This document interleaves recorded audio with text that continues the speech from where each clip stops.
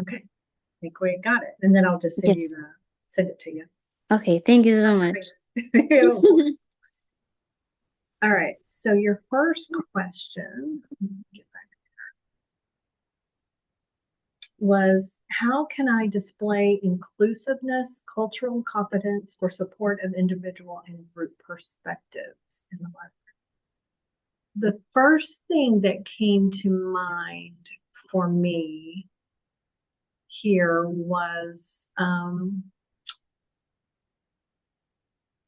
that, just the importance of ensuring that your collection reflects your student population.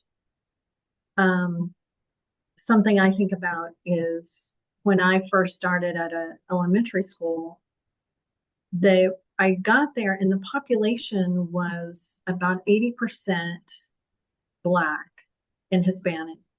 And there were hardly any books there that reflected, that had students or characters that were Black, Hispanic, like anything. It was just Hmm. all very um, white characters. And so that was something I focused on. I didn't really make it like announce it or anything. But at the first open house of the year, I had a parent stop and say, I noticed, like, I had put some books up for display, and they said, I noticed that you have books with characters, that look like us. And I thought, we think that sometimes maybe parents or somebody doesn't notice that, but Hmm. that was something that they noticed. And so I think just ensuring that your collection reflects just the diverse cultures that are on your campus, the many languages that might be on your campus, the different abilities of students on your campus, and just the Hmm. different viewpoints. Um, that can look like, as librarians, we have to set our own personal biases aside. And so that means, like, no matter your political stance, like, you buy materials that represents, all Hmm. viewpoints, offers on both sides, and things like that. But I think having that collection, that's key, having a collection that reflects the families that are on. Hmm. And I don't know if you've created a tidal wave account in any of your classes or anything, but they have a real easy tool to kind of piece out to analyze that diversity in your Hmm. collection. So that's something that, just kind of a tool that can help. Um, I think if your collection reflects, just not just opportunities for students to see themselves, but also to see others, and Yeah. because sometimes I've had librarians say, well, I don't have any students of this culture, so that's why I don't have any books. But I think it's important that they see not only reflections of themselves, but also, they see others as well, that Hmm. are different than them. I think just ensuring that diversity is celebrated, I think, throughout the year. Some Hmm. librarians like, oh, it's Black History Month, it's Hispanic Heritage Month, but and that's great, but incorporating like stories with diverse characters throughout the year.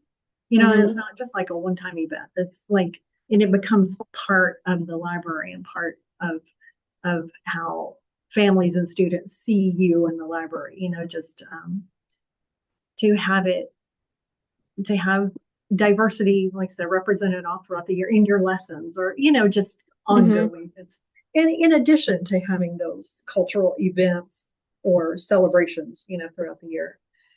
And another thing is just making sure that students feel welcomed, valued, respected in Hmm. your library. Um, Something that I was thinking about is students who observe Ramadan.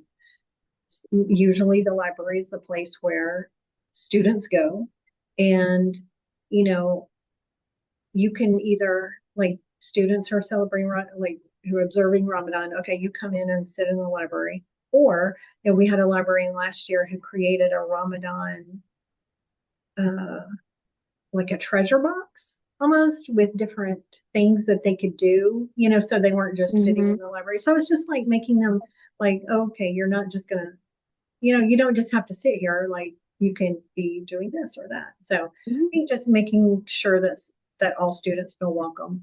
Also, when I think about that, I think about special ed students. And sometimes, depending on our backgrounds, that can be scary for librarians.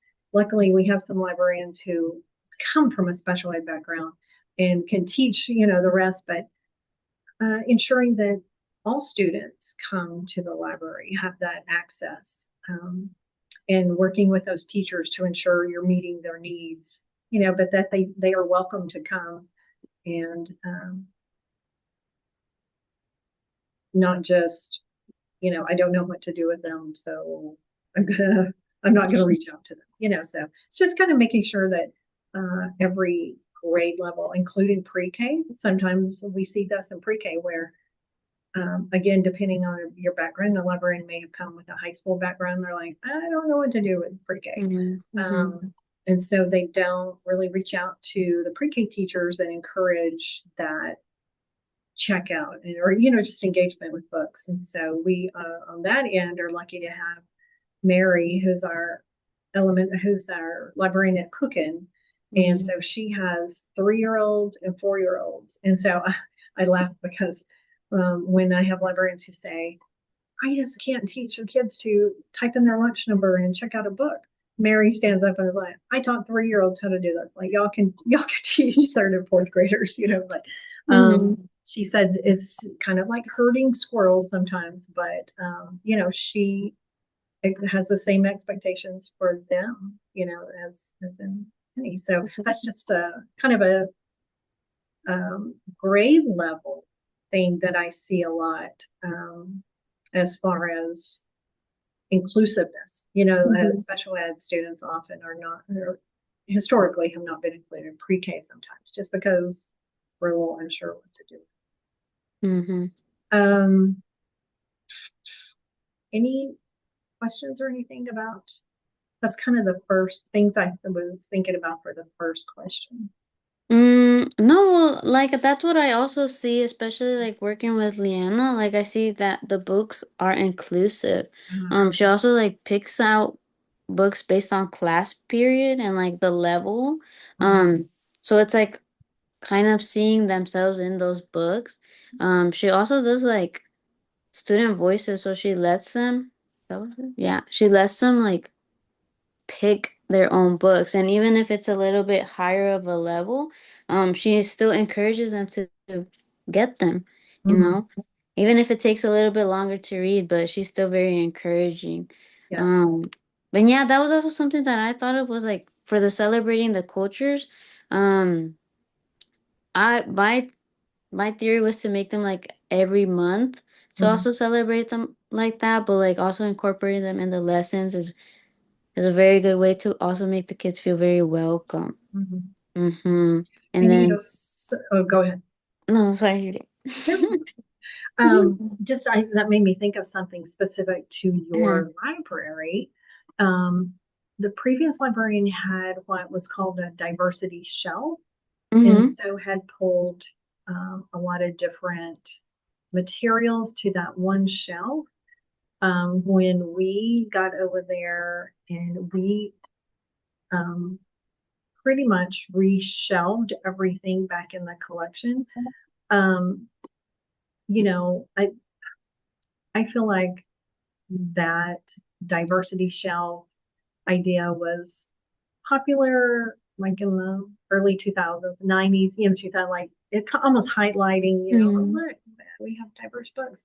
But something that I try to stress with librarians is like, again, that should be it's part of your lessons. It's part of your Mm-hmm. collection. It's part of and if kids have to go to a certain section to find books that look like, with characters that look like them, is it really serving the Diverse. purpose that you want?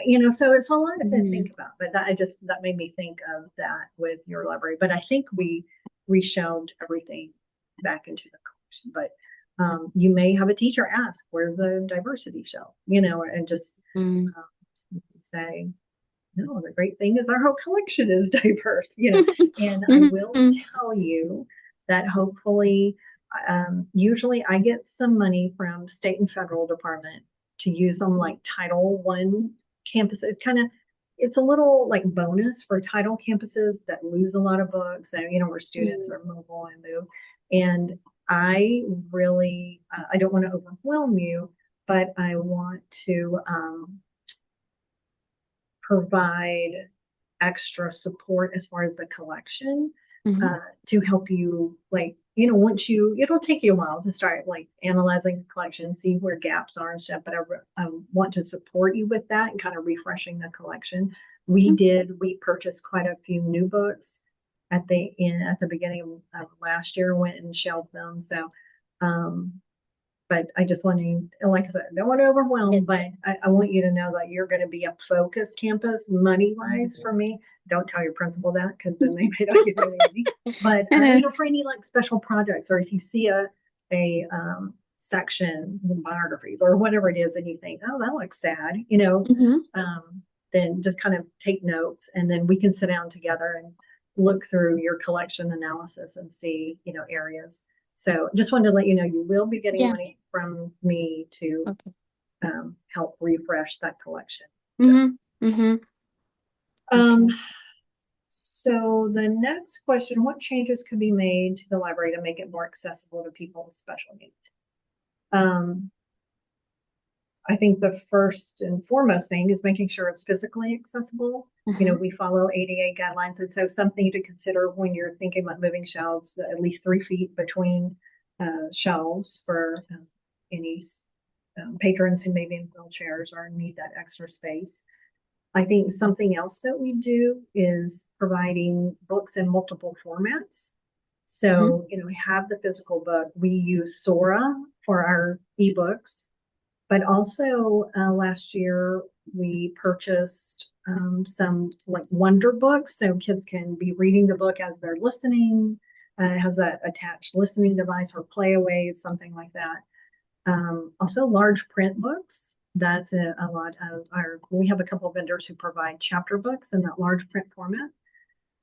So just providing those multiple formats so students can access it in the format that works best for them. Mhm. That physical accessibility, making sure the pathways are clear and not cluttered. Um, Looking at the seating, if anything needs to be changed, the seating, making sure the shelving is accessible. Um, I was the worst about putting things up high, because that's where I could see it. But I threw it up high Mhm. and just trying to organize everything, but just keeping in mind what students can access, can actually reach. And then I think also having good signage. And I will tell you that's something that you'll need to look at. Mhm. Demco is a good vendor for signage, Demco. And Mhm. I think just having good signage, that's just something that we noticed when we were there. Like there was not any signage and what was there would look very old. And so I Mhm. think we trashed some. That Um, was one of my points. I was gonna yeah, say the visual supports because yes. Leanna has a lot of like posters and like little Mhm. signs and like there some of them are even in sign language. Mhm. So I'm doing that. I really want to do that. And the Mhm. bins, have you seen they make Yes. bins? I Yes. love that. So that's Yes. something And that I want to incorporate. yeah, so be thinking of stuff like that. Mhm. Your first stop would be, make that list and go to Miss Yes. Hicks and say, like, here are the ideas I have. I think she's going to be receptive, but also we know the district's in a budget crunch. I think campus budgets have been cut. But if Hmm. she says, oh, I can't do that, but I can do this, let me know what she can't do, and I'll see if I can come up with something. Okay. Because I would love to just cover that library in great signage and it's gonna be great. Hmm. Yeah, that visual signage and then having like the sign with the word and the picture, it just kind of Yes. takes Yes. that. So um something else I thought of is kids just kind of having those different spaces around your library. There'll be Mm-hmm. students who get overstimulated. I'm the mother of one of those children. When my kids were young, my daughter would easily, she would just shut down, like if Mm-hmm. it got loud or seemed chaotic. So having those procedures in place, like this is how you're coming to the library, this is how you're checking out books, this is what you do after you check out a book, just all Mm-hmm. those procedures, and then having a like spaces. You'll have kids who want to sit and talk to others about the book they just checked out, but you also have those that just want to sit quietly and get dig into their book already and don't want the distractions around them. So just having those different spaces. And your library is a good size, so you'll be able to do some creative things. Mm-hmm. Um, our digital resources, we do provide and you can see all those on the Destiny pages Mm-hmm. like you can go, and so those are all the resources that we pay for, library services pays for, but they meet accessibility standards. So that's important to us, that when we buy something for all students across the district, that it meets those standards so that students can access information. um, the only other thing I can think of here is asking for feedback from students, from families, from teachers, on as far as um, accessibility in a lot of different ways. Mm-hmm. I think we had talked, and you had asked, had we purchased the blue bonnets 2x2s and like Battle of the Books, and we have. Mm-hmm. The Battle of the Books, we were able to purchase in audio format, or those Wonder Books, so kids can read it while they listen to it. Um, and you'll probably have more Wonder Books coming Okay. next year if I could, Mm-hmm. because those are just great. It's great, Mm-hmm. that connection between reading and listening at the same time. All I can think of on that. Do you have any questions or comments? Mm-hmm.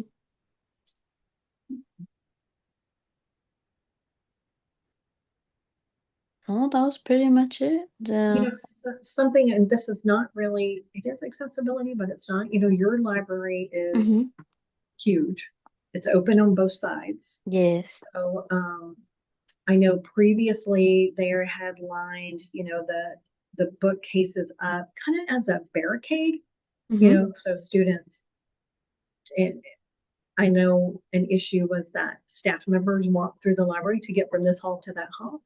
Um, Students would, run through, and, those are all things that you can teach, we Mm-hmm. don't run, this is how we're going to do it. But, students have been a year without a librarian enforcing that. So you may have that little bit of a challenge at the beginning of the year, just reteaching that this Mm-hmm. is how we're going to, even staff, I always was great with them walking through the library because I used it as an opportunity. Like they're either hearing me teach, they're, or hearing me talk about a book or something. And so, yeah, I cut through and hear for what's going on. Mm-hmm. So that's just, I know that the student's bathroom is on that one side across the hall from Yeah. that one side. And I think that was the issue for the previous librarian. But, I think you'll just kind of have to see how, and if you move the shelves, like that doesn't mean it's set in stone, Mm-hmm. re Mm-hmm. move them around and to ensure that accessibility to books and accessibility to all parts of the library. Okay. That sounds All right.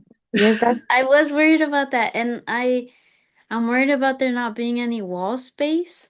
So there's no place Mhm, to display things.